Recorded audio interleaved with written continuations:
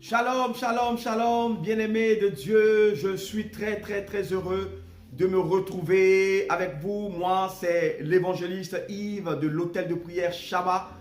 Voilà, je bénis le Seigneur pour ce temps de partage, ce temps au cours duquel donc le Seigneur permet que nous puissions partager ensemble. Aujourd'hui, de quoi allons-nous parler, bien-aimés? Nous allons parler de la prophétie, bien évidemment, puisque nous avions annoncé ce thème, la prophétie. Oh oui, les Grecs disent prophétéia et les Hébreux disent nébulo. La prophétie, qu'est-ce que c'est?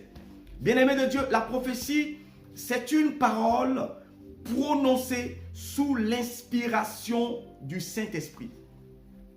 Parole prononcée sous l'inspiration du Saint-Esprit. La prophétie n'est pas qu'une parole aussi, bien aimé, mais la prophétie peut revêtir une forme écrite. Amen. C'est pourquoi la Bible parle, la Bible dit dans le livre de 2 Timothée chapitre 3, à partir du verset 16, que toute écriture est inspirée de Dieu. Inspirée de Dieu, amen, et utile pour faire beaucoup de choses. À partir du moment où l'inspiration de Dieu est là, la parole de Dieu devient efficace. Amen, amen, amen. Donc, l'écriture ou la parole est inspirée. Qu'elle soit une parole qui est prononcée ou soit qu'elle soit une écriture, toujours est-il que le dénominateur commun, c'est l'inspiration divine. Que veut dire inspirer, bien-aimé? Inspirer veut dire souffler à l'intérieur de quelque chose. Ça veut dire quoi? Ça veut dire que la parole prophétique n'est pas une parole comme toute autre parole parce qu'elle est inspirée. Donc, ça veut dire que Dieu a soufflé quelque chose à l'intérieur de cette parole-là. Amen. Alors, qu'est-ce qu'il a soufflé à l'intérieur de la parole? Si nous partons dans la parole de Dieu, eh bien, nous allons répondre à la question dans le livre de Jean, chapitre 6, à partir donc du verset 63. Notre Seigneur Jésus parle et il dit quoi? Il dit... C'est l'esprit qui vivifie, mais la chair ne sert de rien. Car les paroles que je vous ai annoncées sont esprit et vie. Esprit et vie. Donc la parole prophétique est puissante parce qu'elle est de nature spirituelle et ensuite elle apporte la vie. Elle a en elle la vie. Alléluia. Bien-aimés de Dieu, il existe deux types de prophéties. Voilà, dans la parole de Dieu, il y a deux types de prophéties. Il y a le don de prophétie dans l'église. Le don de prophétie qui est un don qui fait partie des 9 dons de l'église. Amen. Voilà. Et je crois que l'apôtre Paul en parle dans 1 Corinthiens chapitre 12 et 1 Corinthiens chapitre 14 à partir du verset 3 où il définit effectivement que la prophétie, voilà, c'est lorsque l'on parle aux hommes, lorsque l'on s'adresse aux hommes, poussé par le Saint-Esprit pour consoler, poussé par le Saint-Esprit pour éclairer, pour conduire, pour faire beaucoup de choses dans l'église. Amen.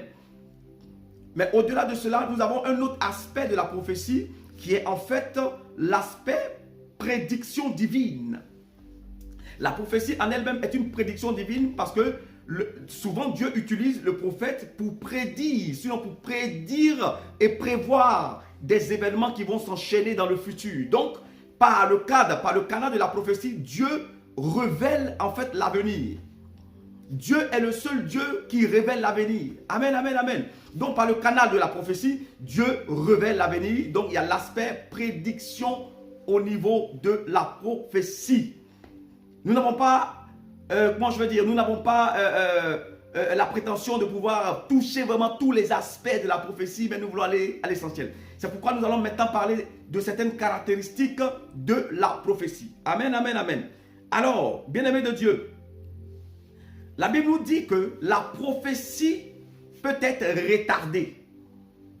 Donc une parole que Dieu annonce, une prédiction que Dieu fait, cette prédiction peut concerner une nation, la vie d'une nation. Et dans le cas d'espèce, nous avons vu dans la parole de Dieu qu'il était question de la vie de la nation d'Israël. Et il y a beaucoup de prophéties relative à la nation d'Israël que nous avons vu, la prophétie annonçant la déportation, la prophétie annonçant, les 70 jours de Daniel, les 70 semaines, pardon, de Daniel, où on nous disait que, voilà, la libération de Jérusalem allait venir à partir donc d'une parole, d'un décret, donc celui de Artaxerxès, le roi Artaxerxès, qui a annoncé effectivement la libération de Jérusalem.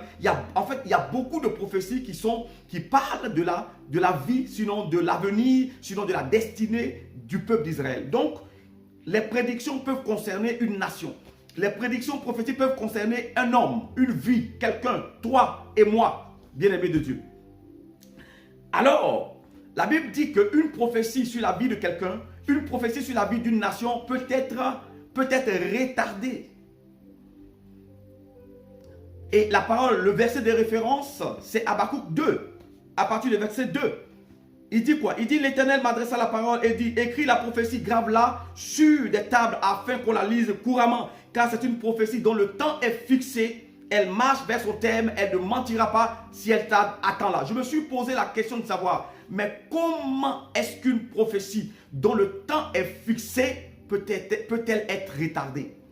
Comment une prophétie dont le temps est fixé peut-elle être retardée? Bien-aimé de Dieu, voilà la question, et je pense que c'est à cette question que nous essayerons de répondre,